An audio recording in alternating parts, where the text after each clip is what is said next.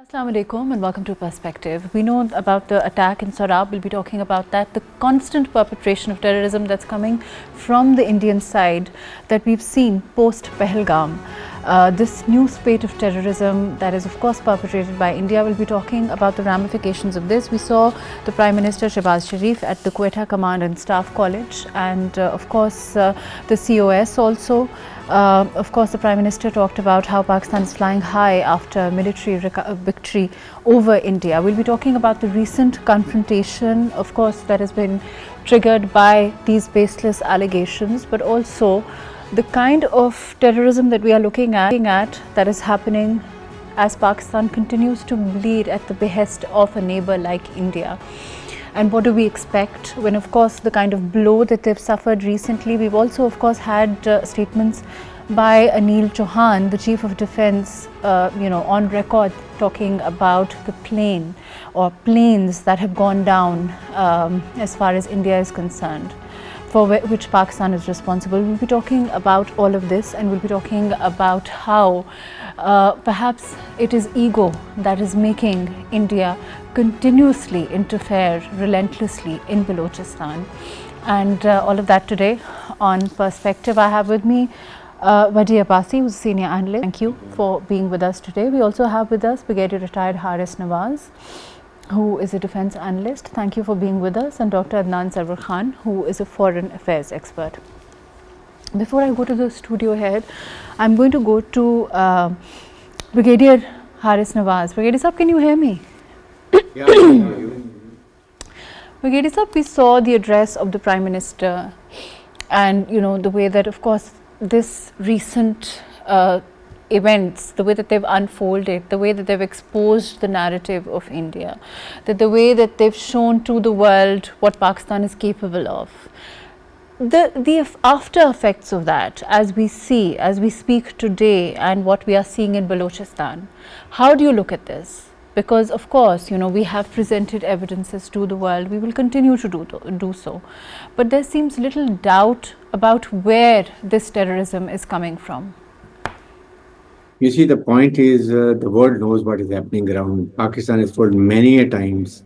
Then India is using the BLA, BLF, BNA, Majid Brigade, then Kharji's TTP, and also Pakistan IS Khorasan Group as their proxies. And Pakistan said, "Okay, no more tolerance against these proxies. If India, without giving any evidence, can cross line of control and cross air of our international border and kill innocent women, children, and kill, destroy our mosque, that means now we have all the right to go and destroy Indians' raw training camps in India, where they train BLA, BLF, or they are in Afghanistan, we can go there, and even in Iran. But the only thing is now we have to be very clear. We have to have a very clear, concrete evidence, dossiers prepared.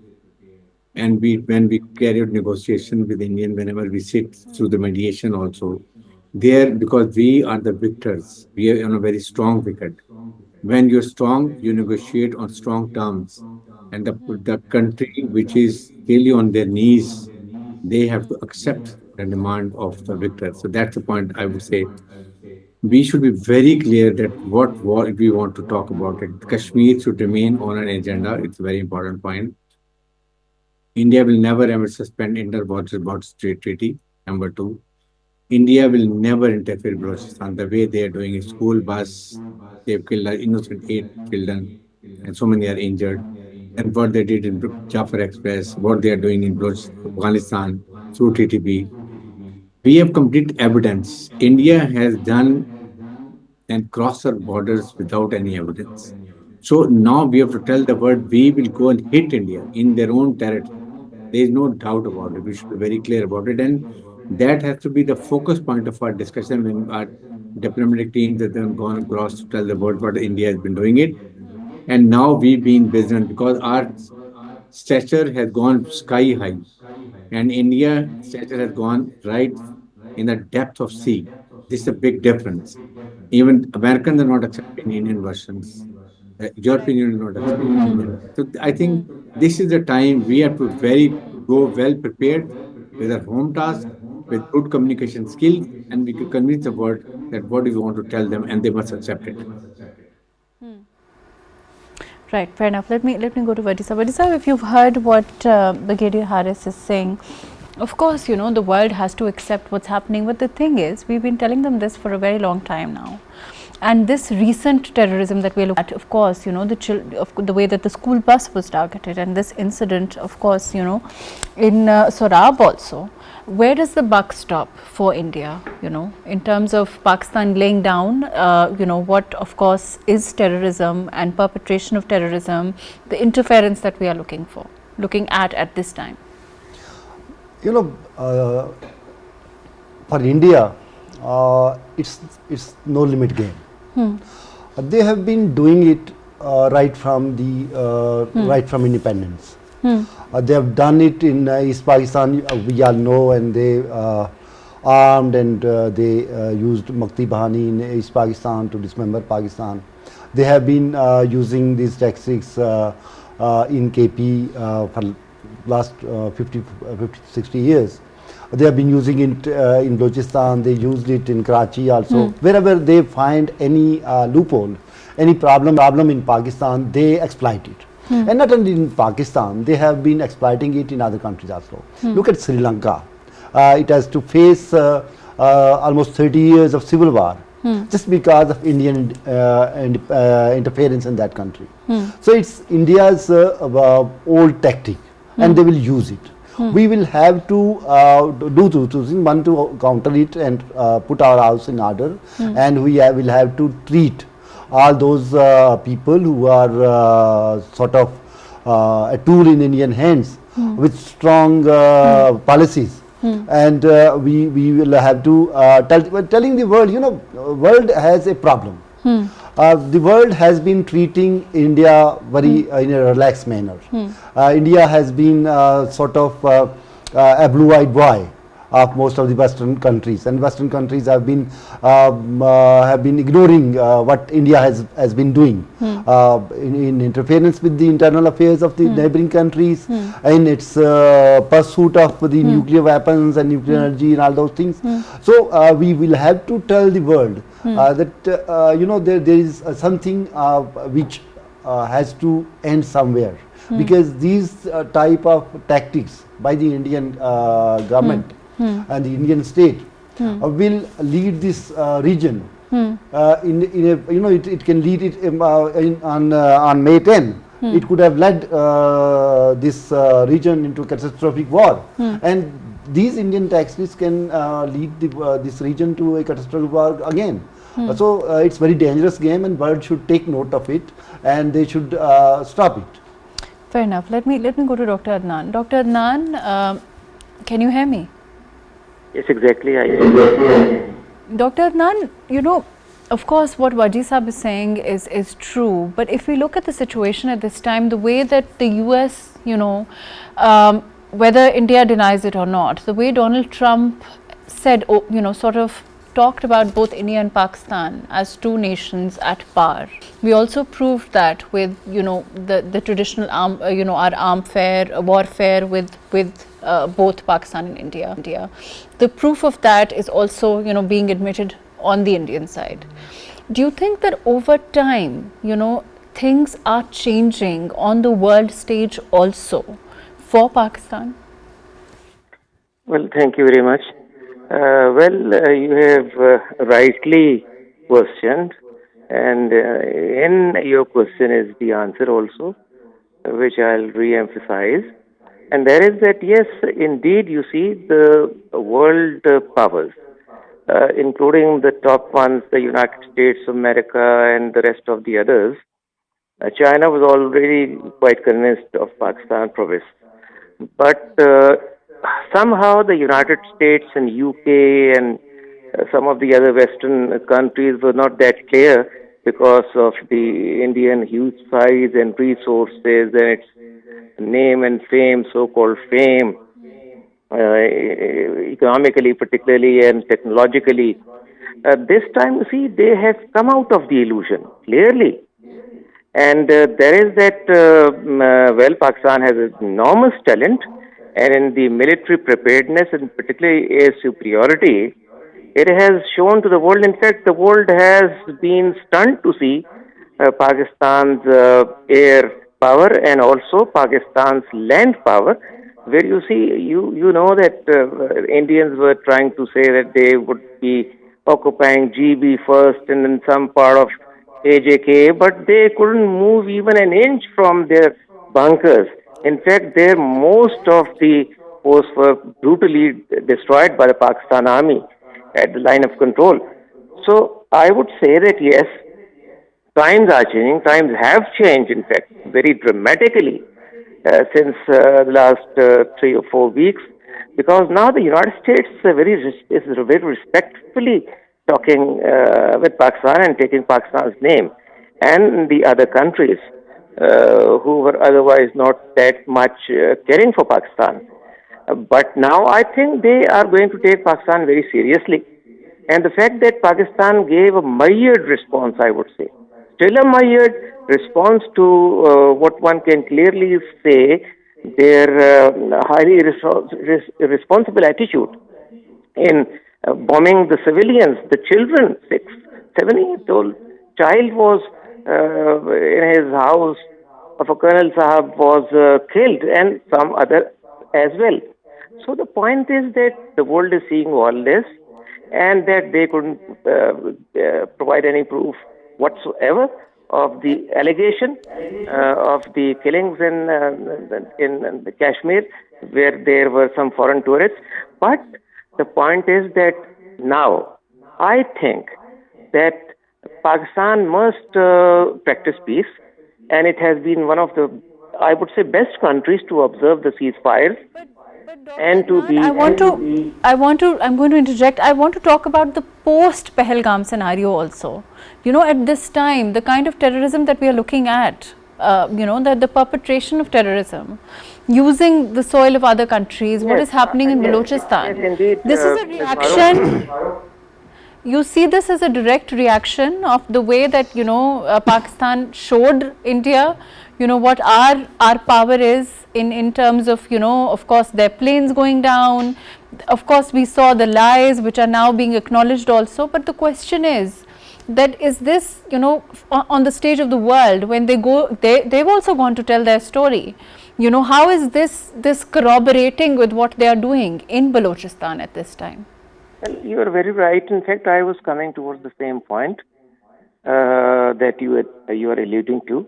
The main, the story is, baseline is here, that India now cannot face Pakistan in an open war. Now, this has become crystal clear, whether on the land forces, even they couldn't have bad eyes towards the seas of Pakistan. And what to say about the Air Force. So therefore, you see the proxies. The proxies, they know that they are in Balochistan, and as back as I, if not forget 2014, when Mr. Ajit Doval in a university in Tamil Nadu had said that if you do this, we will get Balochistan from you, and through this and that manner, which they already have been going for. So this design of theirs had been almost directly and very aggressively coming into this dirty play since 2014, even before. And I'm very sorry to say that Baloch ultra-nationalists have been playing in their hands, and they know their sensitivity. So this is something that is really the fact of the matter. But nevertheless, I would say that now, if this continues unabated, you see the school bus attack, and then today in Surab, Pakistan has to be, I'd somehow agree with the Brigadier Harith that Pakistan should also be hitting surgical strikes on the very camps of RSS and supported organizations near the Balochistan province or wherever they are. Because if they can do it on some lame and wrong pretext, lies, so Pakistan should be coming out of its modesty, and they're no longer that modest. I mean, it is going to be very harsh now. So that myriad response of this latest war ought to be a little more aggressive, and at least they ought to be knowing, the Indians, I mean to say, that this is not free for all. This is not free for a free kind of a lunch for them, that they would just be taking help of the proxy wars, and they would avoid the direct war, because in that they have been clearly defeated. So, in fact, the world also will now be to a great extent on the side of Pakistan, because the world is not something which is naive. They somehow was too much impressed by India, but now I think they are clearly knowing that India has also some malicious, very malicious designs, in fact, towards the ordinary people, towards the soft targets, women, children, and school buses, school children, etc., and the commoners and the daily wages people and shopkeepers. So I think now something should be coming fast and coming very fierce. Let me come to you on that. Brigadier Sahab, you heard what Dr. Adnan is saying. He's saying perhaps we need to be more aggressive. First of all, do you agree with this? And also, what is this obsession that India has with, using, of course, we've seen them use other Afghan soil or, perpetration of terrorism in Balochistan. Does it have to do with CPEC? Or do they also, as far as the region is concerned, is it basically, to sabotage what they see as the potential of the region under CPEC? Or do you think it has to do with, trying to control the regional superiority that they feel Pakistan is attaining? You see, the main issue is that India always feel that Pakistan remains the stumbling block in their hegemonic designs. When they talk about Akhand Bharat, means they want to have whole of subcontinent, including, you can talk about Maldives, Nepal, Sri Lanka, then Pakistan, Bangladesh, then you go to the Afghanistan, and few portions of Central Asian state. Now, this is what India is planning. Like Israel planned for half a Middle East, including the greater Israel. But they don't realize that they don't have the potential. You need to have a military power. You should have the best of relations with the countries. Only then you can do it. Forcefully, you cannot do it. And now it has been proven by Pakistan. Pakistan is a sovereign, nuclear, Islamic, mature, responsible state with professional and battle-hardened army. And we have proven to the world also. Now, when they've gone beaten up like hell, so they have nothing to sell to their public. What do they say? That we have lost the war. We have been beaten up. Today, the Chief of Defense Staff has accepted 5 planes being downed by Pakistan Air Force. Why couldn't they accept earlier? I mean, they are funny characters, I must say. When their briefing was carried out by their own generals and Air Force officers, they would say, no, we have lost, you have losses in war, but we can't declare publicly. And this is the answer. Now the problem is India is doing proxies. They have decided to go for due process. And here we have to be very aggressive. This is the first time Pakistan has started behaving like a nuclear Islamic state. Otherwise, the world would not recognize it as an even nuclear state. And now, not only that we have to tell the world, but we will not accept Indian proxies in Balochistan and in KPK through Afghanistan, what India has been doing it recently incidents, and we must go and speak when our teams are going outside. But we should be able to sell our 3-4 points very importantly to the world. Number one, Kashmir is a nuclear flashpoint, right? And world has not this time recognized. And then we should tell our own regional players, particularly Russia and China and Iran and Middle Eastern countries, that if the two nuclear states they fight, the dynamics of war, nobody knows where it's going to end up. And then the fallouts can be not only in this region, but its fallouts can be to globally also. That is one of the dangers. The world must know what can happen. And then we must tell them every inch of Indian territory is covered by our nuclear missiles. World must know. because there a lot of billions of dollars of investment is in India. So they, when their business is at stake, so they will pull the reins of Indians to better behave. Let me come After back to that, you we on that. right. Brigadier So Sahib, these I'll are just come. Right, I will come back to you on that. Let me go to include Brigadier Sahib in this, Wajih Sahib in this also. Wajih Sahib, there's a very real economic aspect to this also, and I think that's what Brigadier Sahib, I was earlier also talking to him about it. CPEC, and of course, you know, we've also had the statement by Donald Trump about how, you know, as an investor destination, how the US is talking about Pakistan in that sense. Do you think it's also to sabotage those, you know, that kind of potential that India sees Pakistan having? And of course, Balochistan is integral to that. Yep, actually, India has always been trying. You know, the Dr. Saab was talking about the idea of Akhand Bharat. So that Akhand Bharat is a Muslim-less or of our total Hindu area, right from the Hindu Kush to Burma. So they want that. So there is no place for any non-Hindus in that Akhand Bharat. So that thing must be clear. Secondly, Pakistan is only block against that ideology. If there is, God forbid, no Pakistan, there will be no country or no power to stop India from attaining that. And all Muslims living in Pakistan or surrounding areas, or the Christians or other communities, they must understand. And we will have to tell them this basic Indian ideology or RSS ideology. Now, India wants to cripple Pakistan through economic strangulation. And they have been, you know, pursuing that policy since 1990s when they started their own economic expansion. They have been doing this purposefully to stop any economic endeavor of Pakistan, which through which Pakistan can progress economically. And they have been sabotaging through terrorist activities also in Karachi, also in Balochistan, in KP and other areas. They have been doing it.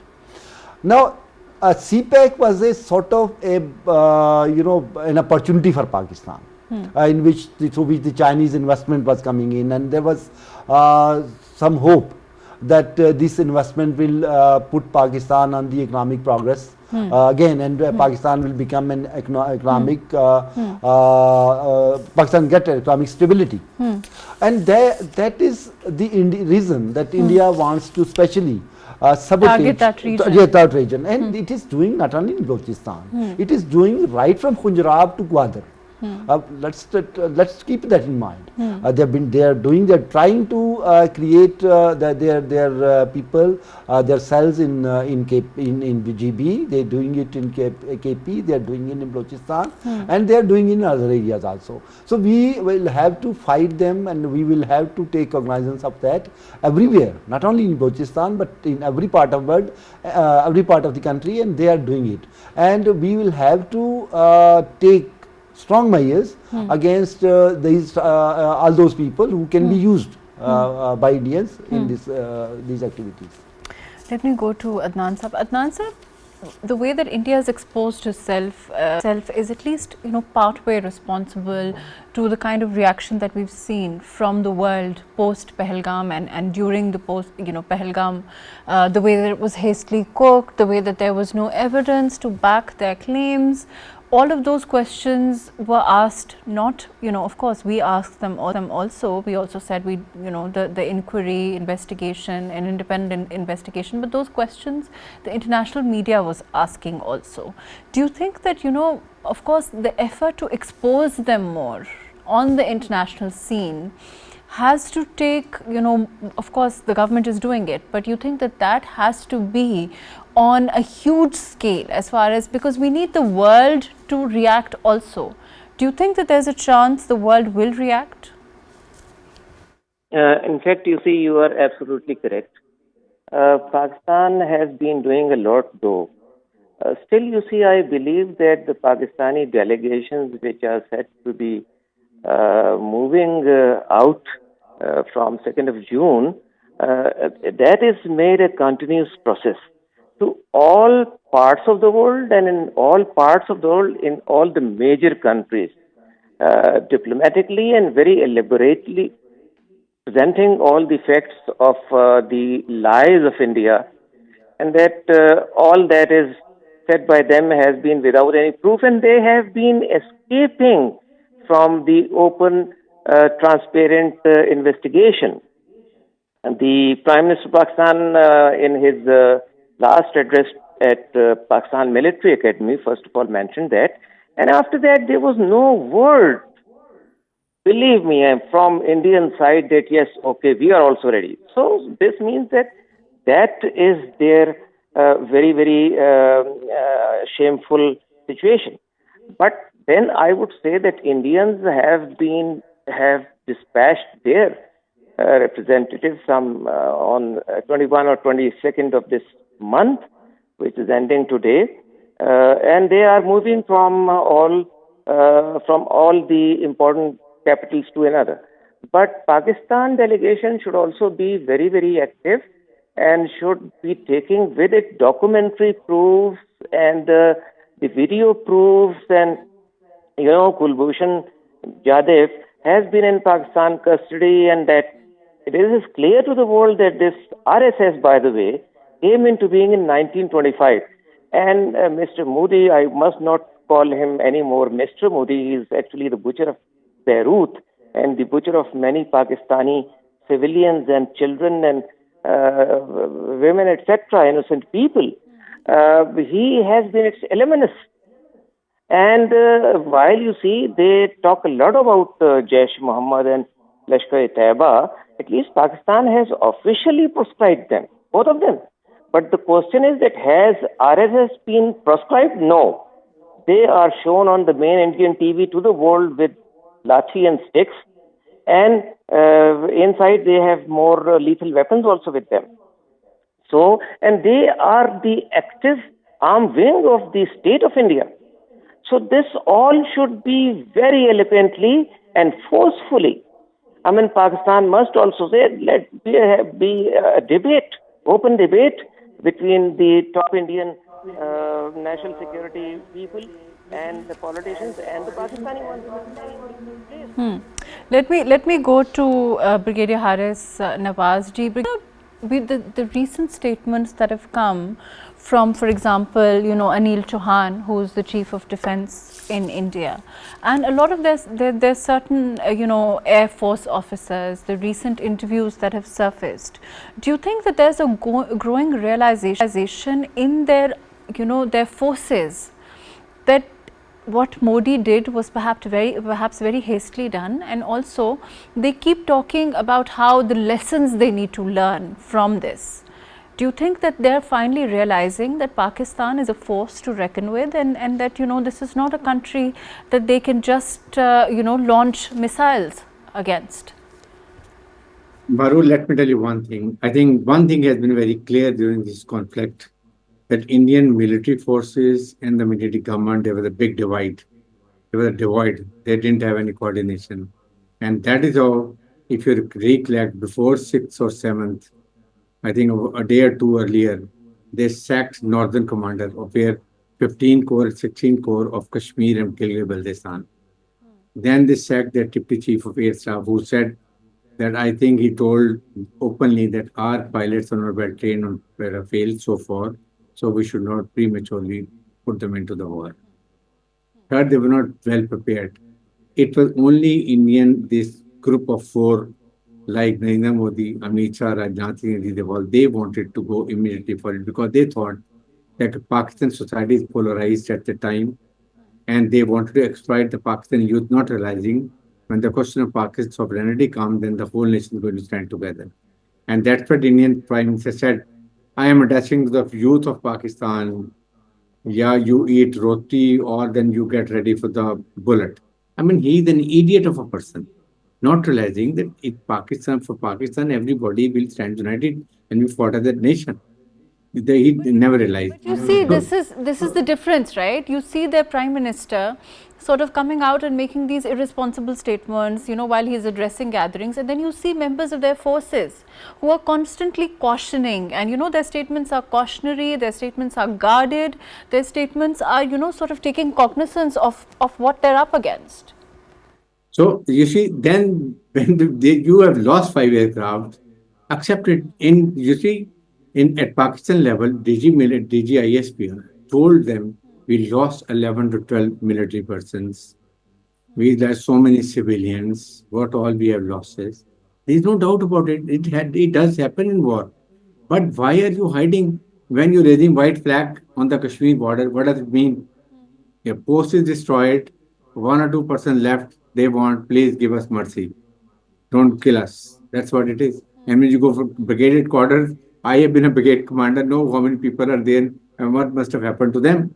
So this is what is the problem, plight, and that is why Indian has suffered a lot. And they don't realize Chief of Defence Staff is saying that we know whatever we have lost, but now we see why we have lost. What are the reasons? Say we have lost 4 Rafales and 1 Su-30 and 1 MiG-29. And now we are going to say lesson learned, where we were wrong and how we need training. You see, they need 42 squadrons and they have only 31. In 2015, they had shortage of pilots 486.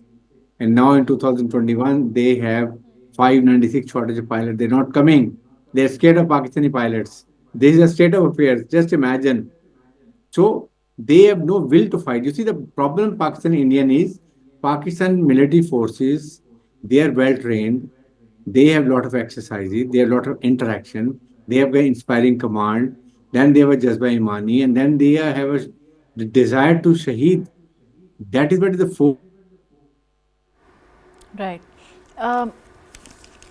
Let me go to Wajih Sahab. Wajih Sahab, okay, let's talk about, we made a statement, and you know, we of course, as Muslims, as Pakistanis, we don't target civilians.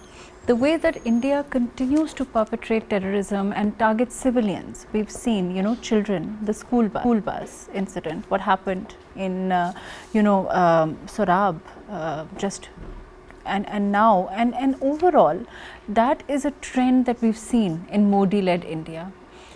That is something that the world needs to see. We talk about exposing India, we talk about the facade, you know, how they continually say that secular India. That is permeating in their minorities also in India.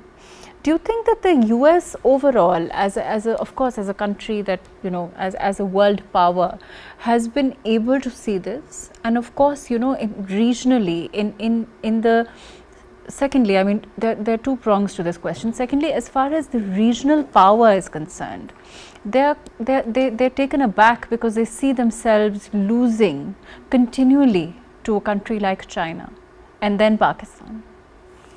You know, India was never a match for China, and it will never be. So let it be clear to the Indians also and to the world also. But it has been inflated. Okay. It was inflated since 1990, since the collapse of Soviet Union. It was inflated by the West and inflated by some Indian leaders that they have become very big, and probably some people thought that they will oppose China. So their own ego also. Yeah, there was ego also, of course. And they think India, you know, you watch the Indian movies and they portray India as a very big power and something like that. So, but that is movies. That's a drama. That's not reality. But the Indians have taken it as a reality, probably. But they are not no match to China. Now this small war has told the world the reality of India. It's not even a match for Pakistan. It's not, and we know right from 1948. India hasn't, I mean, Bangladesh was a different story, but otherwise Pakistan has always stood firm against India, and India has not been able to inflict any much damage to us during all those in all those wars. And in this small war, the world has been told that what is the reality of India, and now the world has realized. that India is not only is not a match against China, but it's not a match against even Pakistan also. And one thing probably world is also realizing, that is the instability, the Indian aggression and Indian expansionism, and the intolerance that that is permitted in India is creating instability in the whole region, and that is dangerous for the world peace and the regional peace. That is being realized, and that's what probably President Donald Trump did, and that's what probably Donald Trump told to the Indians that day. Probably Indians wouldn't have accepted this advice if they were not beaten by our forces. But overall, in terms, let me go to Adnan Sahab also. Adnan Sahab, can you hear me? Exactly. Adnan Sahab, on the stage, on the world stage at this time, when we look regionally speaking, how much do you think India has suffered from Pahalgam? You know, the way that you know, of course, from China, again, like, you know, Wajih Sahab also said, we all know that they're not a power, you know, or against China. But in terms of the way that they've exposed themselves, the way that, you know, their deficiencies, whether we talk about, you know, the equipment, the skill, the forces, all of that, how much of a blow is it regionally? Well, obviously, you see, it has been a thunderous blow. And in fact, you see, the point is not also the availability of modern weaponry to India because of the large foreign reserves which are with them, more than 500 billion. And this also is exactly a factor as well, that Pakistan is taking precautionary measure and is trying to be mired in response, because India somehow, a little go back to earlier questions, one part as well, that India has been time again saying that, well, Pakistan has been interfering in Kashmir and terrorism and this and that, and therefore we react, you see. Now, the world regionally also has become clear about Pakistani expertise in fighting, and more than that, China's further closeness to Pakistan after this is sending shockwaves in India. They are having sleepless nights. One is this. So regionally, Pakistan's status, not regionally, militarily and security-wise, has gone up to the seventh sea, seventh sky, rather.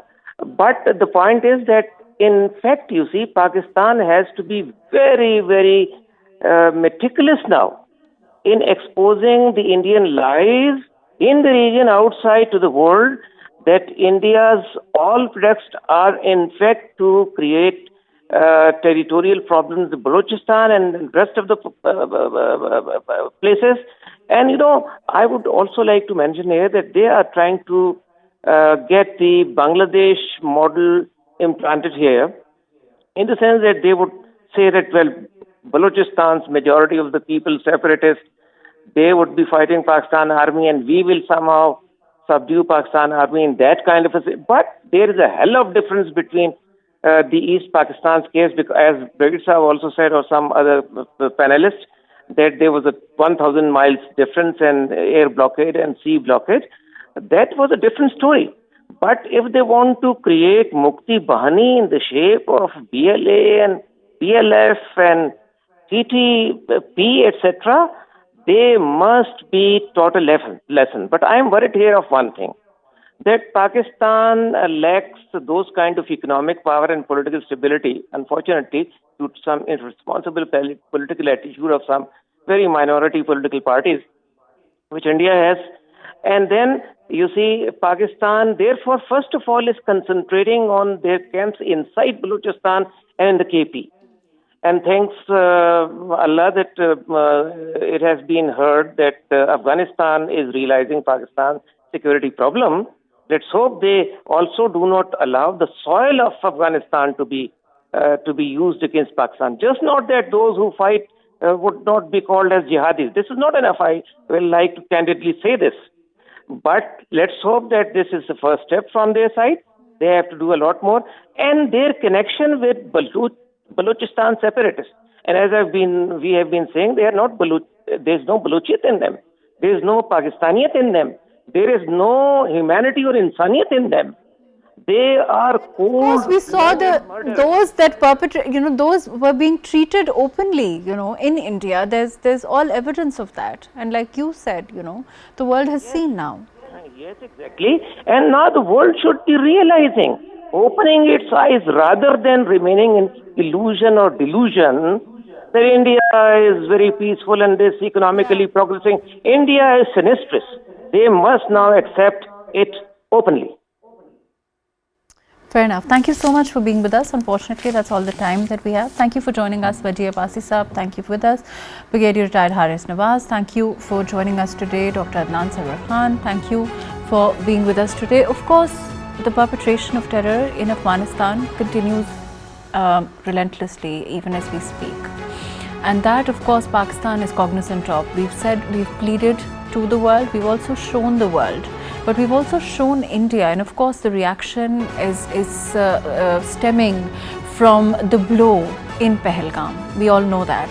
But of course Pakistan stands resolved to expose India, and of course regionally as a defeated nation, India perhaps needs to acknowledge that they are not a power in this region. They cannot be a power against this region, against a nuclear nation like Pakistan. Thank you so much for joining us today on Perspective.